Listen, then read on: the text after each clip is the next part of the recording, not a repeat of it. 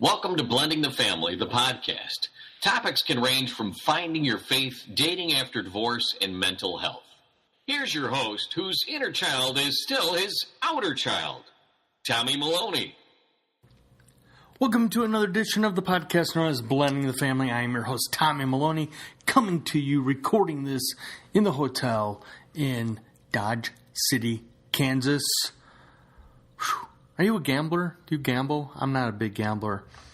Next door to the hotel is a casino, and when I finally got to the hotel Monday night, I was so hungry, and there's like nothing out here other than the hotel and the casino. I went there for food, and not only is there still smoking allowed in the casino, and if you're a smoker, I apologize, but it's gross. Sorry.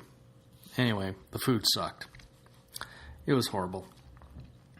All right, let me preview saying this is a different kind of episode. This is going to be episode 1 of the new podcast with our voice guy, John. John and I have a history together as far as working together in the world of radio, and I'll talk about that in a bit. Got a call from my doctor yesterday, and the previous week, last week, I was, it was not fun. So last Tuesday, I had a endoscopy, which means that there is a camera going down my throat, and then after that, there was a colonoscopy, and you know that one already. Doctor called and said, "Hey, all is good." I'm like, phew. I was concerned. I was really concerned, especially the throat stuff, because I have what's called a hiatal hernia. I have bad acid reflux, and so I, again, was really, really concerned. Water. Love the water. So I'm very happy that that all is well in one end or another. I need to say a big shout out to my buddy Scotty Clark, who's been on this podcast. He and his wife Christy are headed to Omaha and had their going away party this past weekend. Got to see them. Got to see some other people from the former day job. So it was really nice to see Mark, Sloan. Who else? Mark, Sloan. I can't remember. Oh, Daniel. Hey, Daniel Z. Who I was very happy. He has a new job. He was talking about he's cleaned up his life. That is, I love hearing those wonderful stories. So, Scott and Christy, good luck to you. Enjoy your new life, your new adventures, and I'm sure we will see you in Omaha because we know somebody going to school there down the road.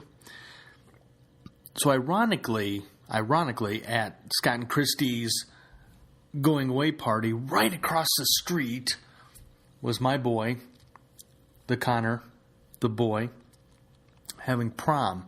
I said, "Hey, dude, come on over. Either before prom or let me know and I'll come over," because it's like, again, right across the street. And we were texting back and forth, and he said, "Well, we'll be doing stuff before."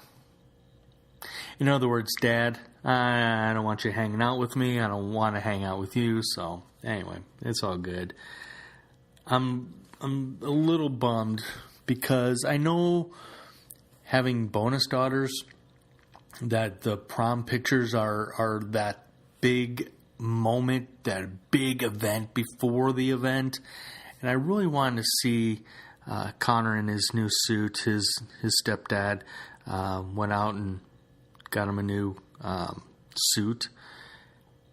And that's something I really wanted to do. I wanted to really be a part of that. And that's an opportunity that I feel I missed out on. But we have to move on, right? Right? So, hopefully I'll get some pictures. I don't know where or from who, but hopefully somebody will send me pictures of the boy in the suit. The Boy in the Suit. Sounds like a new movie. The Boy in the Suit. I don't know. Anyway, it's been a fun week here in Dodge City, Kansas, work-wise. Working with some... I'm actually working with a couple of supervisors. One I knew or know, and the other one I just recently met, so they're hilarious. And then working another coworker of mine that I've worked with before. I would say he's more of a mentor because I really suck at this day job. I mean, when I say suck, I'm horrible. And so I am hoping sooner or later that something else will come about.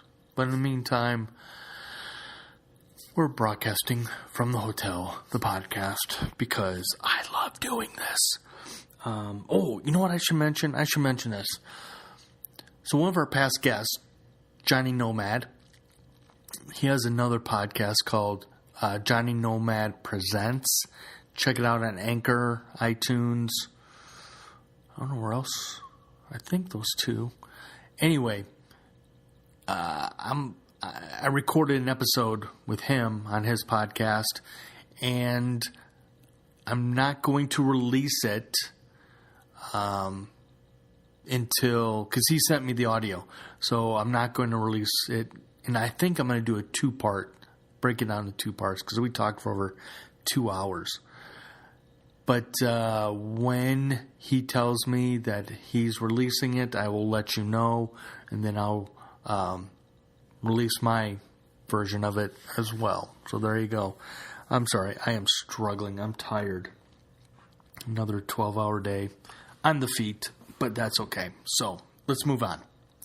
So this episode, this brand new episode, John and I, like I said, have known each other for 20 plus years. We started off, we worked together outside of Nashville at a radio station there. He was the morning guy. I was his morning show producer. Not really a sidekick. I was more of, if you heard me, I was more of the stunt boy back in those days. And I love producing morning shows. I had produced other morning shows. If you're familiar with in Chicago, I was a morning show producer for Eddie and Jobo. I actually was a night producer for Bubba the Love Sponge. I've had my own morning shows, but I like being behind the scenes. Other than this podcast, I love doing this podcast, and I love hosting it and producing it and all that good stuff. But John reached out to me a few weeks ago and said, I want us to try a podcast, because the story goes, John took a job. He went to a bigger market, and unfortunately could not. The budget didn't allow for me to go with, which was both of our downfalls. We realized it was too late. It was way too late. But anyway, after John left the radio station that he and I worked at, I soon got fired. Later on, he got fired. And so I hate to admit the aspect of having regrets, but the biggest regret we had was that we were really on the cusp of doing something.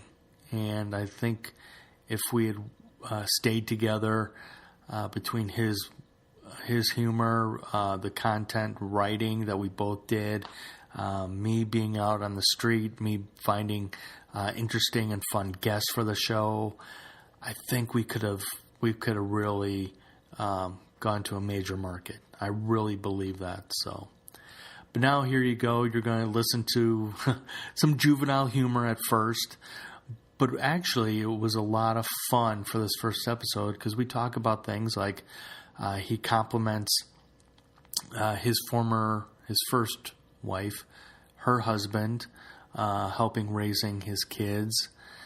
We talk about some serious topics about, raising kids after divorce and during divorce. And poor John is going through a divorce now as we speak. So he talks about his daughters and what they're going through. And then we have some other interesting topics towards the end, including guys, you really need to stop sending certain photos to women. Okay? So there you go. That's about it. Please subscribe to this podcast. Share this podcast. I was thinking, if you know anybody that wants to, I'm not looking at the money aspect, but sponsorship as far as I love hoodies. And if you have a business and you want to send me a hoodie, I will be glad to share that on the social, which is Twitter and can you hear people in the hallway? Yeah. Twitter and Instagram called Blending Family. And you can also find me on LinkedIn, the Tommy Maloney. So, like I said, I love hoodies, chocolate chip cookies. I don't know. So, anyway, I was just throwing it out there. So, if you're a business, a small business, and you need some help, I would love to help you. So, you can just send me an email at tommy@blendingthefamily.com. That's tommy@blendingthefamily.com. And as Terry Crews would say, your success is my success. I hope you enjoy episode 1. We're calling it Two Stupid Freaking Guys. Two Stupid Freaking Guys. If you have a better title, again, tommy@blendingthefamily.com. So, there you go. I'm done. Have a great week. Talk to you soon. Wait. Please leave a rating and review. However you get this podcast, whether it's through the mail or from your neighbor or listening in under the couch. I don't know. You tell me. Nice flow there. You know, I get a lot of compliments on my hair this last year. I don't know what it is. I can't figure it out. I'm walking through the grocery store. There's a grocery store here in upstate New York called Wegmans. I don't know if you've heard. They're very popular. So I'm checking out. I'm in the checkout line. This young black gentleman, he's probably about 18 or whatever, goes, "Dude, you have awesome hair." And I'm thinking, I don't really know what to say. I go, thank you. Thanks, I guess. I go, I appreciate it. He goes, oh, yeah. He goes, I'm probably going to lose my hair, my family or whatever. But I just thought it was so weird for a black male to say, hey, dude, you got nice hair. I'm like, all right. But that's cool that another male was okay with himself saying to another man, hey, nice hair. And then a few months later, I'm in a bar and I'm just hanging out with some friends. And this other guy comes walking up to me and he goes, dude, you have awesome hair. And I'm like, what? I go, thanks. I just think and the girls, or the group of girls that I were with, were like, because this one girl, we have like a competition between us, like who's going to get, hey, nice hair more often. Oh, really? There's a drinking game. Because I get it all the time. I don't know what it is, but it's so weird. So I was at a restaurant in Chicago and I'm hanging out with some guy friends drinking, and the waitress just turns to me. She's going to serve another table some drinks. She looks at me and she goes, nice hair, and just keeps walking. I go, thanks. Wow. Hey, move your phone. I can't see it. Oh, there you need to see me? I didn't know you needed to see me. I didn't think that was that good looking, but You got a nice hair except for the hat. See, no, but look at me, because I'm not wearing a hat and I just got a haircut. And Friday, so you're going bald. I'm going bald. That's okay. So you're okay with that? Yeah. You don't. Yeah, I've got plenty of hats. It's okay. You don't feel like you're losing your manhood by losing your hair? I lost it a long time ago in the first divorce. Do you not feel? Do you feel attractive still? Or have you never felt attractive? No, honestly I haven't, because this is funny. This is a funny topic because I hang around guys like you, and so it's like, ugh. I'm like the I'm the ugly person among the group, because you're a health guy. You run. Yeah. I run to the refrigerator. I lift weights. I go to the gym. I used to be a big runner. I'm not such a big runner anymore. I actually lost. You're done. I lost weight this week, though. Yeah? You know how?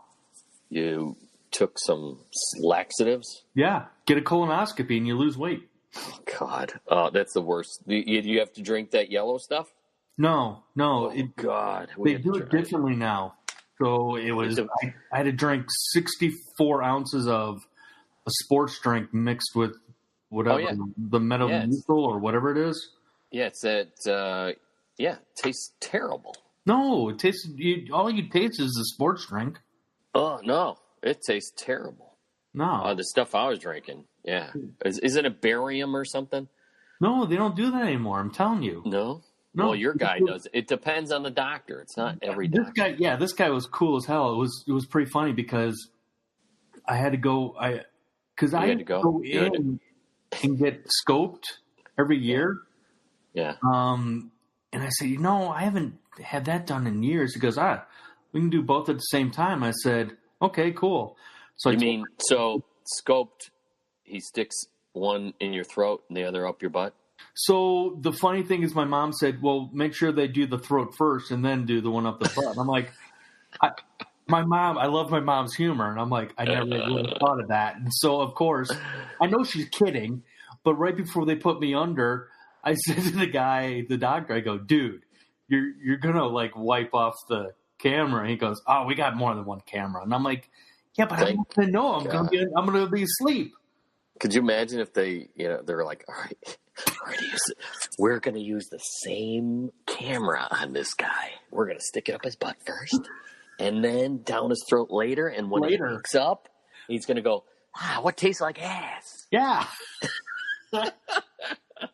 So I got a question for you. Yeah. Do you remember the first time we met? Was it Cookeville, Tennessee? Well, yeah. Right? Yeah. But no, I don't remember the meeting. So our former boss, dude, Bill Penn, Bill was so into his voice as an old radio guy and thought everything was your voice, right? So, because I was in between gigs. Yeah. And I lied to him. I said, hey, I'm actually going to be in town and headed through Nashville. Can we set up a meeting? He's like, all right, cool. And I was desperate. I needed a gig. And so I came in, and that's when we met. So were they looking for a sidekick producer for the show at that time? I think they were looking for a overnights and producer. And I'm like, I can do that. I've been doing that shit for years. And that's when we first met. And then a couple weeks later, I think that's when Bill called me and said, well, he said, Tommy, you want a job? Well, you pay $2.80 an hour. It was less than $7 an hour. God. Yeah, but you made what you. I remember you used to come over to our house. And you go, hey, I go, Tommy, why do you eat so much?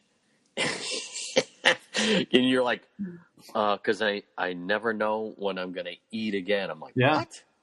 I was like, oh my God, I felt so bad for you. So then my wife at the time and I would try to have you over as much as possible.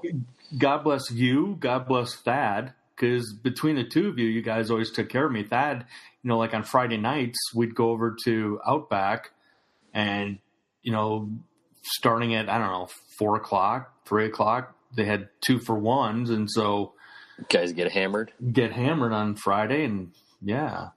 Well, then Bill, what's his last name? Bill used to take care of us too.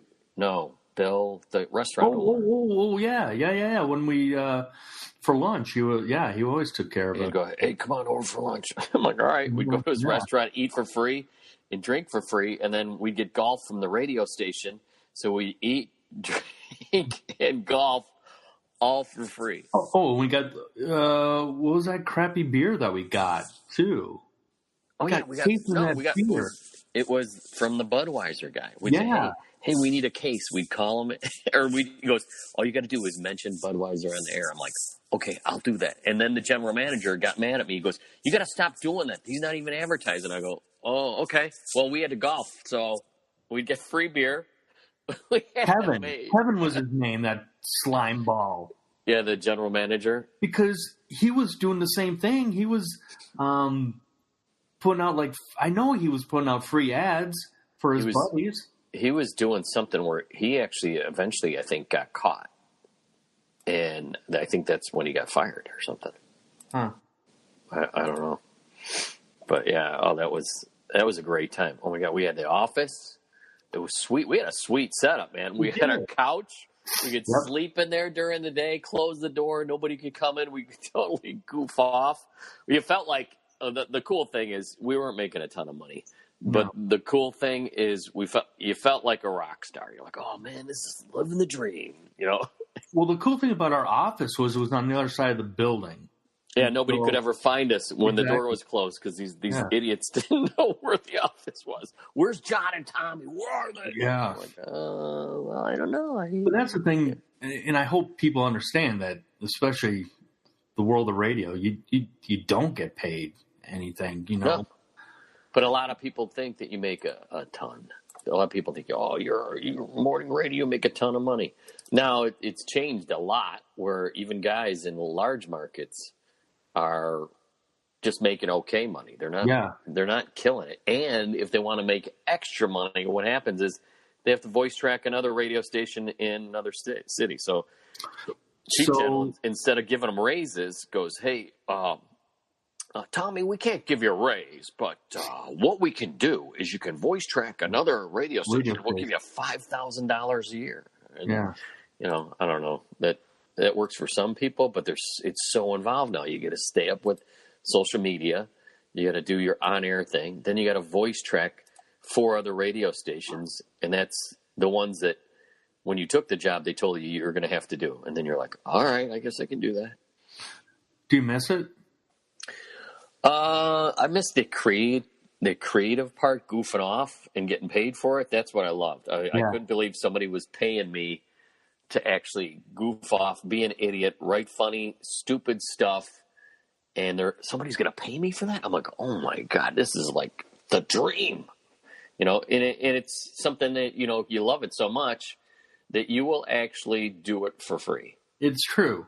It is true. I mean, even when I first was interning in Chicago, I loved it. I mean, it's a different, I mean, now it's totally different, but I think when you and I were first getting into it, it was still a sexy job. It was still fun. It was still, you know, it didn't matter what market you're in. It was fun. It was cool. It was cool because there was so many other things that were going on. It wasn't just a normal job where you go to work and then you get a paycheck and you're like, all right, I'm going to do this tomorrow. It was always different. You never really knew what was going to happen. And the funny thing, and I'm sure a lot of people will notice this, is everything that radio people ever say about management is true. They're all idiots.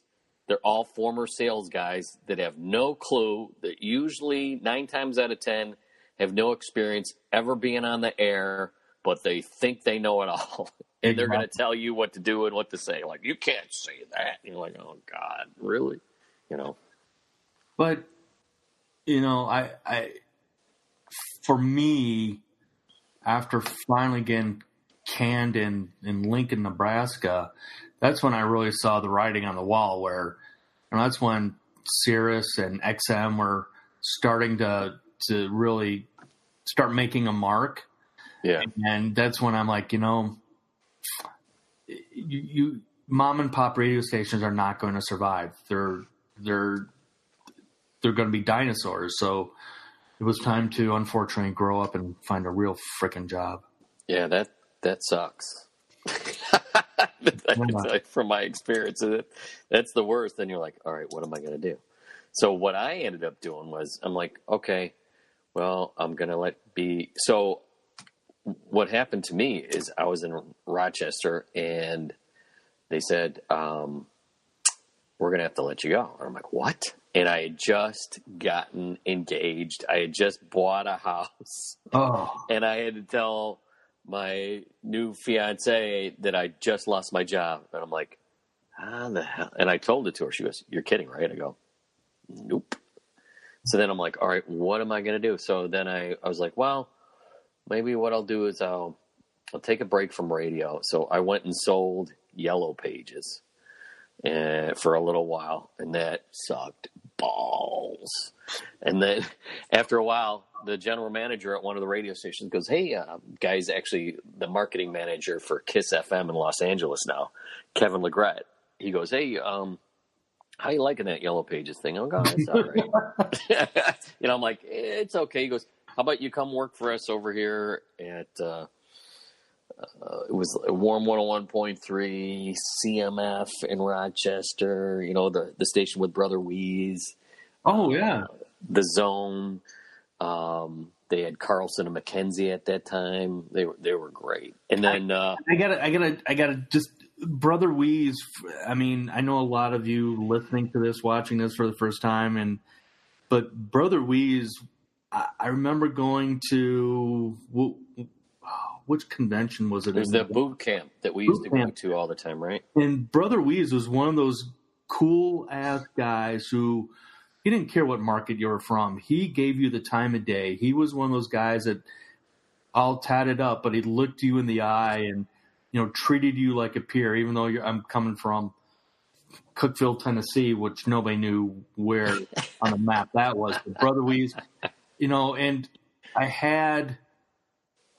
When they redid Woodstock, was that back in the 90s, I think? Yeah.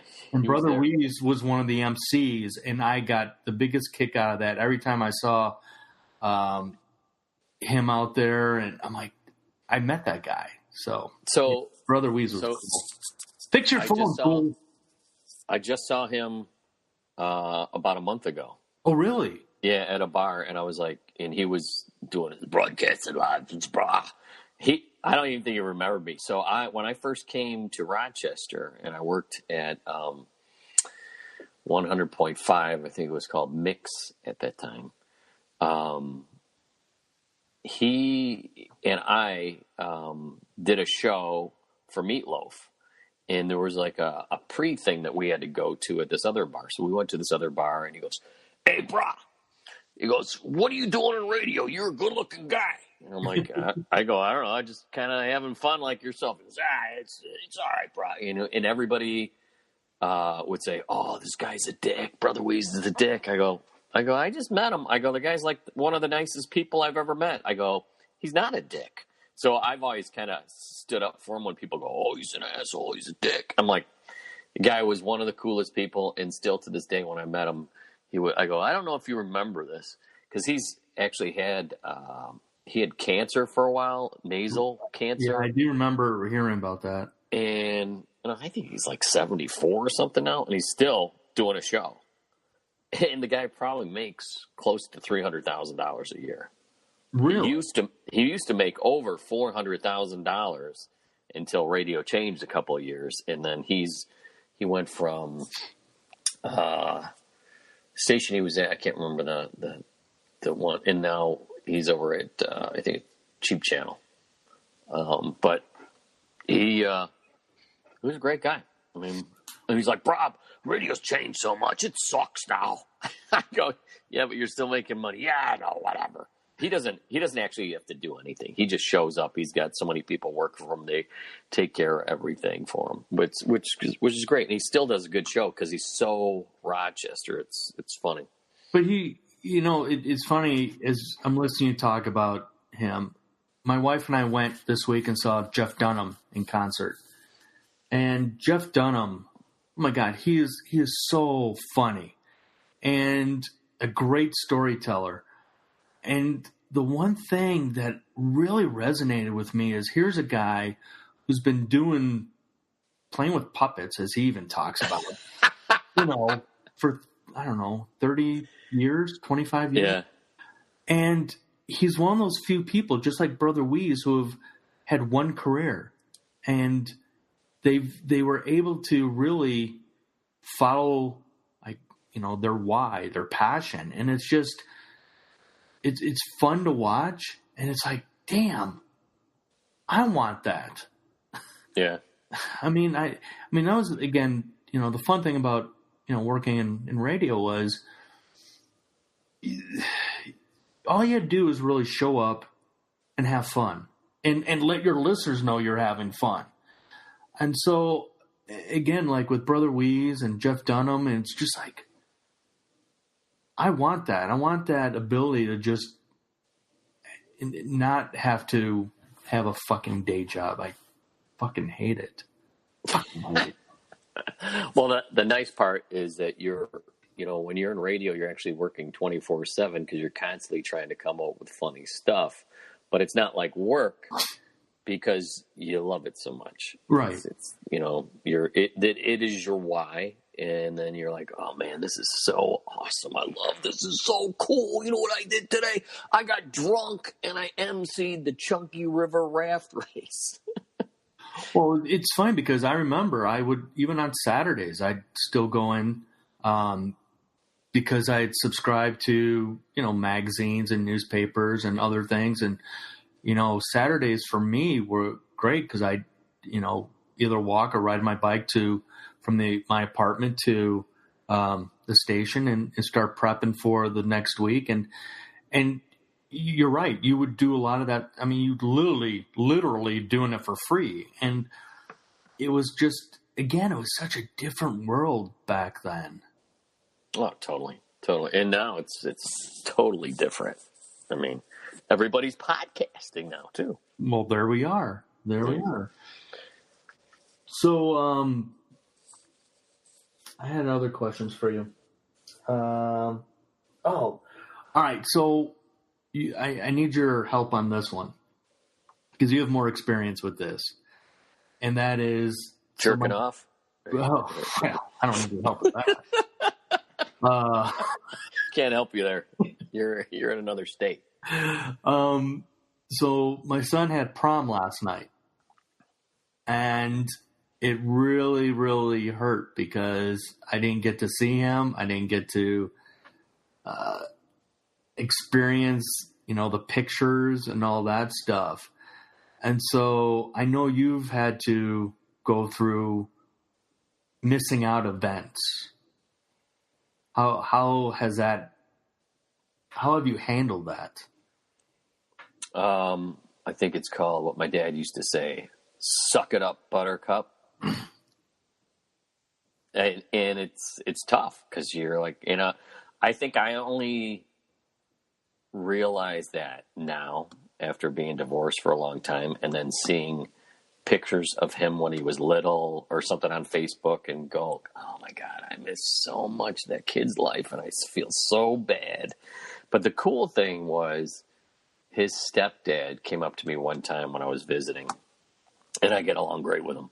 And he goes, John, he goes, I hope you think I did a good job with the kids. I go, Chad, you've done an awesome job. I said, they're good. They came out great. I couldn't ask for anything more. And I thought it was really said a lot that he would even say that, because most guys would be like, oh, whatever, that jerk, there's the ex-husband. But he was always really good. So I was good friends with him even before my ex-wife married him. And I should say I kind of knew of him. But then every time that I've talked to him, he's a good guy. He's a little rednecky, but good guy. I'll tell you what, buddy. Hey, you think I did a good job? I go, yeah, you did a great job. He works in a bullet factory as like a manager or supervisor, but he makes decent money, takes good care of his family. So I was like, Chad, of course you did a great job. I couldn't ask for anything more. I think that's hard, acknowledging the other parent, the bonus, but the step parent. That's hard.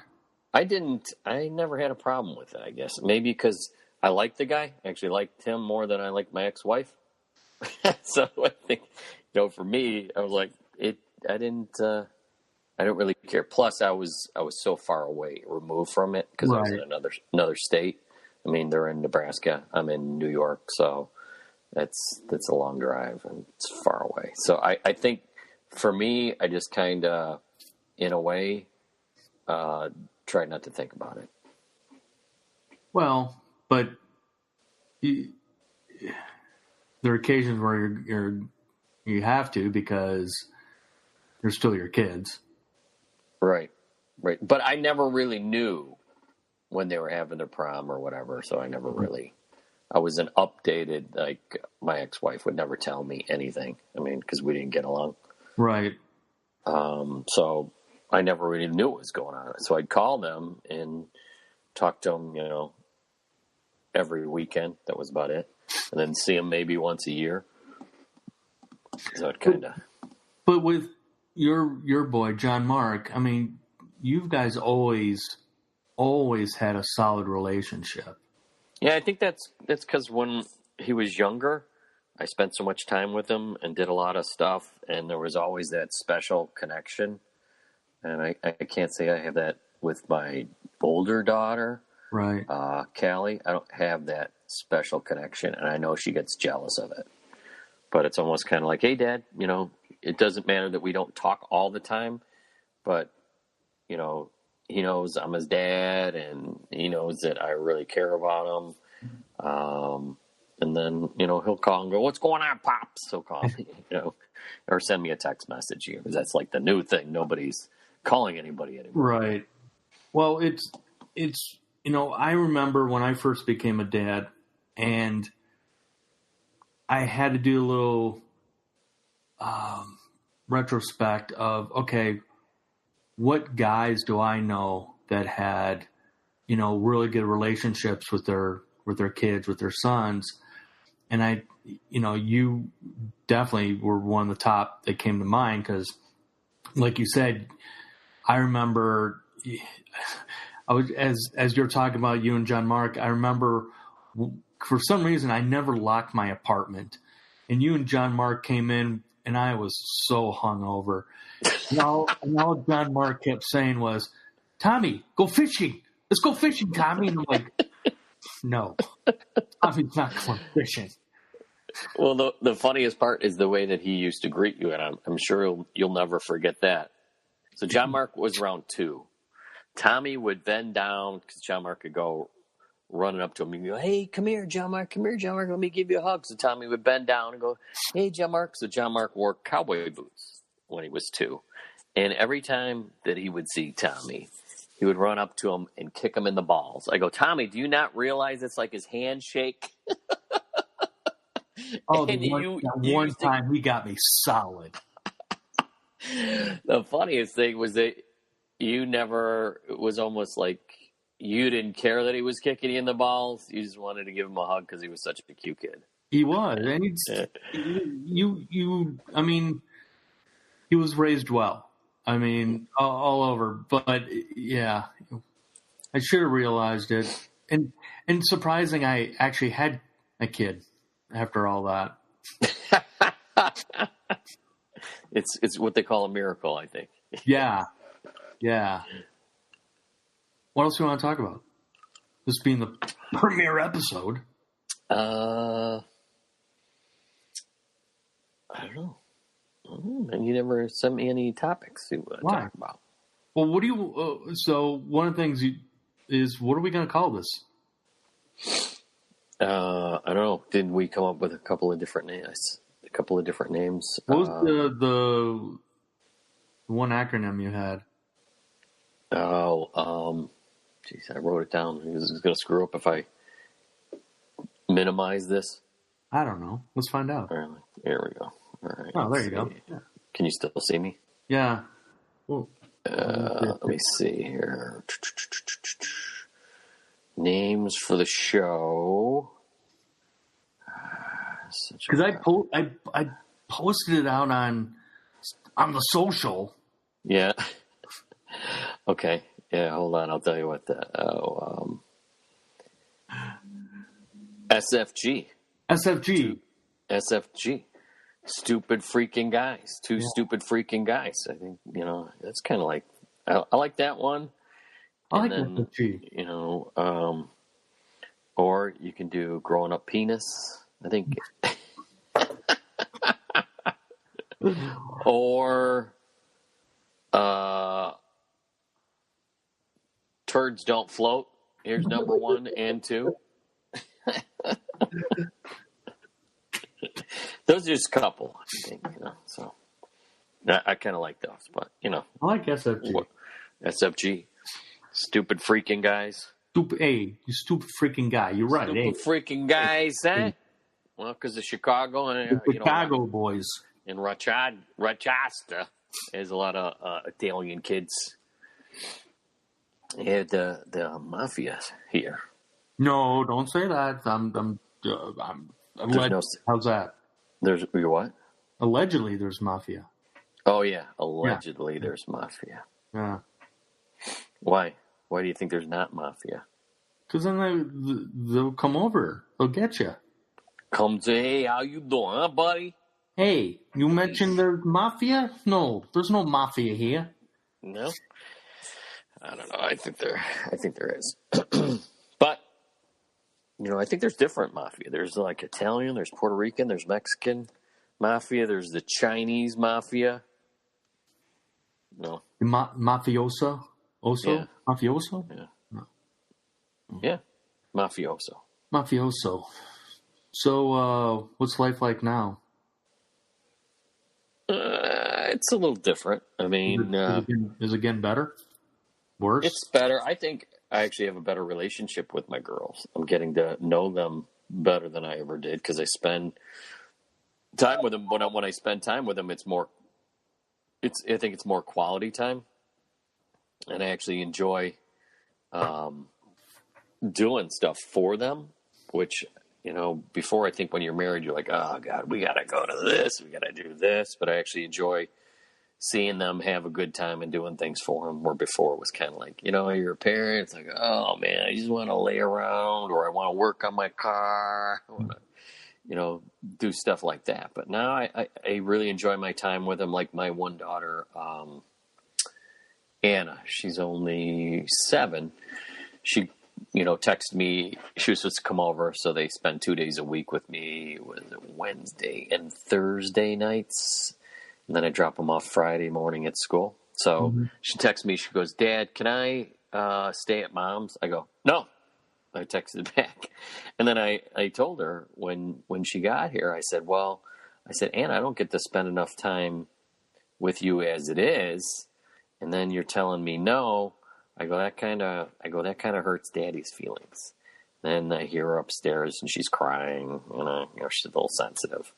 The whole divorce thing, I think they don't say anything about it, but I think it's, makes them a little extra sensitive. So she's up there and I go, Anna, don't cry. I go, I just wanted to let you know that I really care about you and I love spending time with you. I said, don't feel bad. I go, I'm just telling you, I really love you and I love spending time with you. So stop crying.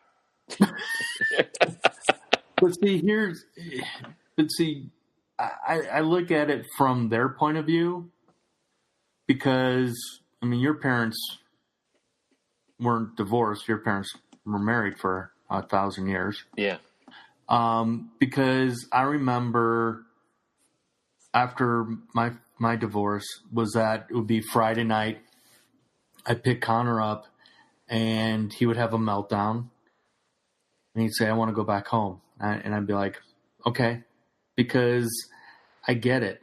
Been there, done that. And so you would take him back home? I would take him back home. That had to really hurt. Yeah. Oh, God. Go back to the townhome and start crying, going, because then you start thinking, oh, for me, I start thinking, oh, I'm a bad dad. He doesn't love me. He doesn't want to hang out with me. But it was like you were saying, it's the root of the evil of divorce is that, unfortunately, the kids get put in the middle, so they don't know, how to handle that. They don't know that they shouldn't take sides, and they never should take sides. But I got it because I was the same way. I will never forget my poor dad. I had a nuclear meltdown. He had picked me up at the train station downtown Chicago, And I said, hey, where are we going for dinner? Because that was the thing I always loved, is that we'd go somewhere for dinner. And he said, oh, we're going to visit a friend of mine. I'm like, okay. So it was his new girlfriend. And he said, oh, by the way, we're sleeping here tonight. And I just lost my shit. I mean, my head could have turned green soup and all that. And so kids just don't know how to handle it.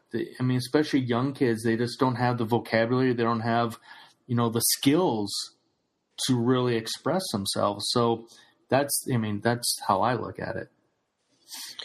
Yeah, no, I get it, but I don't know if she's ever said anything to the kids about divorce. I mean, we just ended up like naturally living in two separate places. Mm-hmm. Which is kind of weird, but I've never addressed it with them. I've never said a thing about it. This is just the way it is. And mommy lives over here. Daddy lives over here. And we do our own thing. And it seems to work out. I mean, they are actually kind of funny. They will go, hey, Mom thinks we don't know that she smokes. And I go, really? She goes, yeah, she leaves these butts over here. She goes, of course it's her smoking.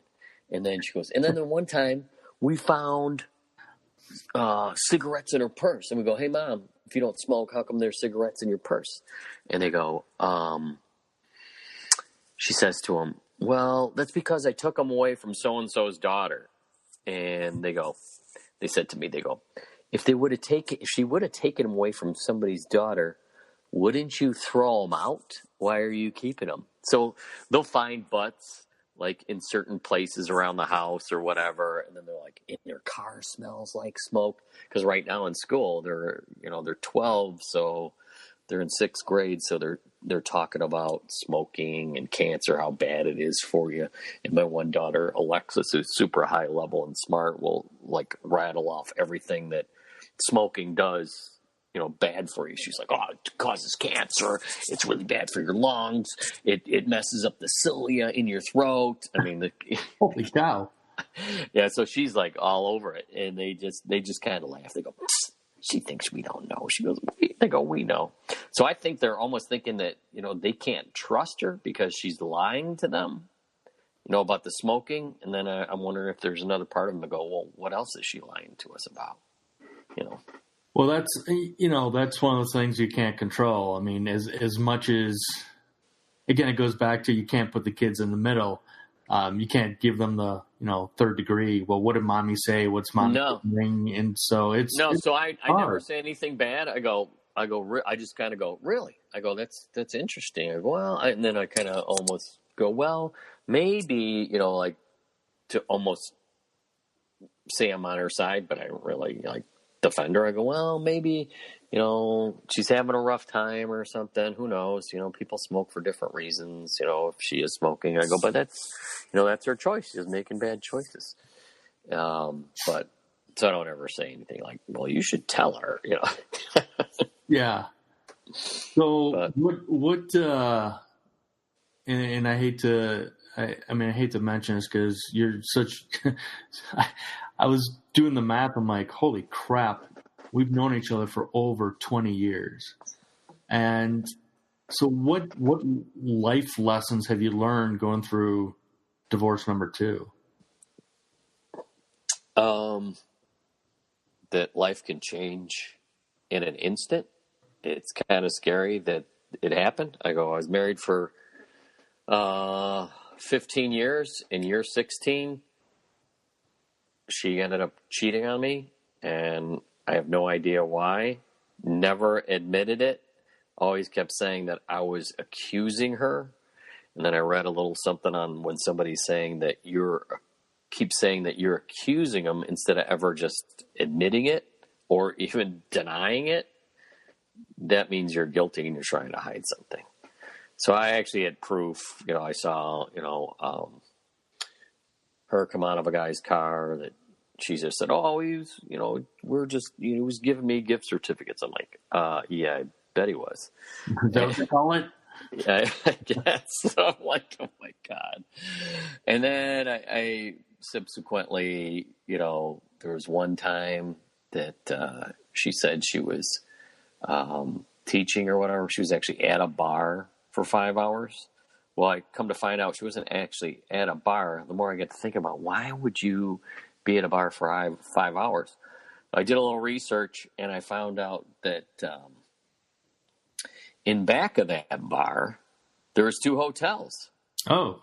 So I'm like, oh my God. So being in sales and going on sales trips every once in a while and being the supposed private eye that I think I am, I'm like, you know what? I'm going to call that hotel and pretend I knew the guy's name, pretend I'm so-and-so. So I call the hotel. I go, hey, this is John Doe. Did I stay there on January 18th? I just need to know because I need the receipt for my company that I can, provide to them for tax purposes or whatnot. And the girl goes, oh, yes, Mr. Doe, you were here on January 18th. You and a guest. I go, oh, okay, that confirms it. My heart just dropped. Like, I guess I didn't want to believe it, but then that was total confirmation that, there was something going on. And then I actually came in and said, I got a receipt that says you were actually, and she kept going, oh, great, you got a receipt. That means nothing. I'm like, oh, really? I go, because in my book, it means everything. And she was like, yeah, great, you got a receipt. It means, I'm like, oh my God. So, yeah, she had an affair. The guy's married. He's got 2 kids.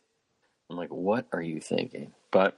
And then I lived up in the attic for a year before anything happened, hoping that she was going to pull her head out of her orifice and go, you know what?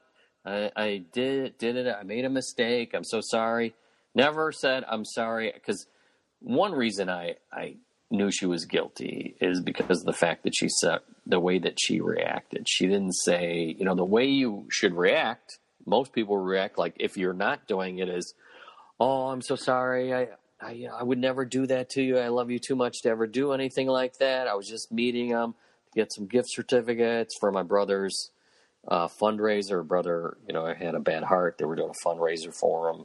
He ended up dying. And, I think it's that her brother was really sick. And this is when this guy reached out to her on Facebook, if you want to call it that, FB, and pretended like he was all nicey nice. And I was like, oh man. And that's kind of how I think it got rolling. And then she's got menopause, I'm sure. That's part of it. So I think she went batshit crazy.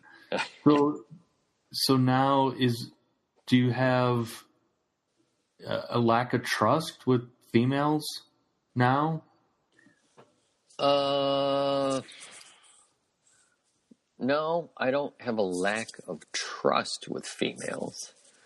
I just haven't found any that I want to date, so I don't really, care. I don't really even want to get into a relationship at this point. It's still so new. I mean, it's only been 2 or 3 months, but I'm like, I'm kind of okay. I'm like, you know what? I'll work on cars. That's what I like doing. I'll spend all my time on me doing stuff for me, where before in the past I would never go out. I would never spend any money on myself. Mm-hmm. And now I know it sounds selfish, but I'm actually doing something for me for once. I don't think it's selfish. I think I commend you on that, because you aren't doing stupid shit. You're not hitting the bars. You're not, drugs and all that stuff. And, you're doing stuff, again, for you, because that's what's going to help you get through, this so-called bump in the road. I mean, when we were first talking today, I mean, I know, you work out, do other things, but I think that's where a lot of men in our situation, as far as, going through a divorce, they do the wrong things. They don't make those right choices. They think that, I'm divorced, so now I'll go find the next Mrs. Wrong, when they really need to be focused on themselves and focused on their kids. And so it's very commendable that, at least you're making those right decisions. I just haven't found the super hot next chick that I want to date. That's part of the deal. Well, and you don't have to marry her. Exactly.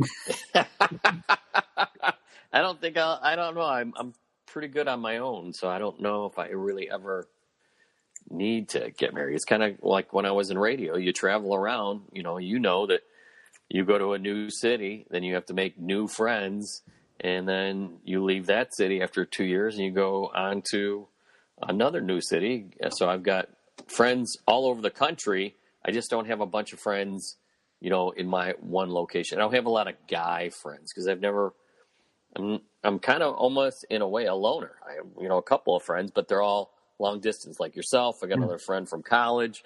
We talk every once in a while, but not, I don't know. I don't have I suppose if I would have stayed in Hinsdale, Illinois, then I'd have the same group of friends that I grew up with and I'd hang out with them and we do stuff all the time. But, I don't, as an adult, I think your life changes. You get married, then you try to do all new friends. But the problem was we never had a lot of friends as a couple because of the fact I was 10 years older than she was. And she never had a lot of friends, but she started getting a lot of friends. I think it was 2 years ago, because that was one of her focuses. She always felt bad that she didn't have a lot of friends. So her big drive and focus was to have a lot of friends. The problem was her friends are all divorced teachers. And if you ever listen to some of those motivational speakers, you become what you hang out with. If you're hanging out with losers, guess what? You become a loser. If you're hanging out with poor people on the street corner, guess what? You're going to be a poor person on a street corner. Yeah, if you're hanging out with millionaires, you're probably going to become a millionaire. I'm a screw up. I think Jim Rohn is the one who coined that phrase. You are the 1% of the people you hang out with. Something, and I know I'm going to screw that up. But a couple of things you were talking about, going from, back in our day, the radio world, going from city to city after a couple of years. I had, when we were in Cookeville, because, that job, that world, you just never know, because you could get a new boss and he or she could have, their morning show that they want to bring in, and you could be gone for no apparent reason. So I had boxes in my apartment that I never unpacked because I was paranoid that one day that our boss is going to come to us and say, you're gone. Yeah. So, in regards to having the boxes, I used to be able to fit everything in my car, my little Honda CRX. Before I got married, I could fit everything in there. And then I never really even cared about how much money I made until I got divorced. Then I'm like, oh my God, now I got to give half my money to somebody else, or more than half. So, right. I as far as money goes, I didn't really care because it was so much fun. But then it was like, oh my God, now I got to pay somebody else. Yep. So that was the tough part of that, I think. Well, the other thing too is my wife and I went to a going away party last night for another couple, and as we're driving home, I started thinking about that, going, we don't have a lot of friends, or it's a very similar situation. Most of my guy friends are scattered. There's you, and I have my other dear friends back home in Chicago. And so is it a guy thing that we just don't want to have close personal relationships? I don't know what it is. I think it's believe it, as stupid as this might sound, it's kind of almost like a gay thing. Like, you don't want to have guy friends because you're going to think I'm gay. Like, dude, you want to hang out? Because then they're like, why does this guy want to hang out with me? It's kind of weird. It's a weird subject to approach. It's kind of like, you don't want to go up to a guy at the gym and go, hey, dude, you want to hang out? You want to go to the bar? And then they're like looking at you like, what the hell is wrong with this guy? So, yeah, I think the older you get, the harder it becomes to make friends because the older people are already set in their ways. Most people, at our age already have their friends from when they grew up or from when they were doing things. You don't seem like you make a lot of friends as you start aging. I think maybe you have to join some other groups or whatever to kind of get in that. You can do that on like some certain social media. You just want friends. You're like, it's kind of gay. I don't want to, so I don't know if it's that or not. For me, it's, being an only child, I'm used to being alone, and I've never had a problem. And I think it was somebody had wrote an article on LinkedIn about, going to restaurants alone, and it's seen as that you're typically a loser because you're at a restaurant eating alone. I'm like, for me, I travel 100% time, and the rare occasions where I do go to a restaurant, guess what? I'm eating alone. Mm-hmm. I'm comfortable with that. I've always been comfortable with that. But I think for me, as I've gotten older, I know I've become more and more of an introvert. And again, I started thinking about this last night going, I need some more friends or don't, but I don't know. I think part of the problem too is you're set in your ways. Like when I was married, both times, I was never a person that would go out a lot to the bars and had to go out. I was happy just sitting at home watching a movie, mm-hmm. doing whatever. I mean, I'm okay without going out drinking. I mean, I go out probably one night a week, like Friday nights, and go meet some friends for happy hour, and I'm home probably like 10 or 11. I'm not staying out like as a kid, anymore, but I don't have those kind of friends that would, I don't think anybody our age does now, that the party all night. And it's probably a one-time thing. You do it once and then you're like, oh my God, I'm never doing that again. Well, I'll never forget how you really mentally screwed up my life. And that was, I'm glad it could help you out with that. Well, yeah, your first wife, went out of town. She took John Mark. You and I went to the movies. Do you remember this? No. You and I went to the movies, and I cannot for the life of me remember. There was some comedy out, and I'm like, let's go see this. You're like, no, let's go see Seven. I'm like, fuck that. I don't want to go see that movie. Oh my God, yeah. And I'm like, no. I don't like horror movies. I don't like those mind fuck movies. I'm like, no. You're like, come on, let's go. I'm like, all right. So for those of you listening, watching that know the movie Seven, it is a messed up movie. Oh, and it's scary. God. It freaked me out. I could not sleep. And all I want to see the goddamn comedy. No, you want to go see Seven. So to this day, if that movie ever, if somebody talks about it, all I think about is that night with you. And also, I sit down next to you and you're like, hey, what are you doing? Sitting down. Move over one. Yeah, you got to have like guy space. It's kind of like peeing next to the guy at the urinal. You're like, come on, man. I don't want you peeking over at my wiener.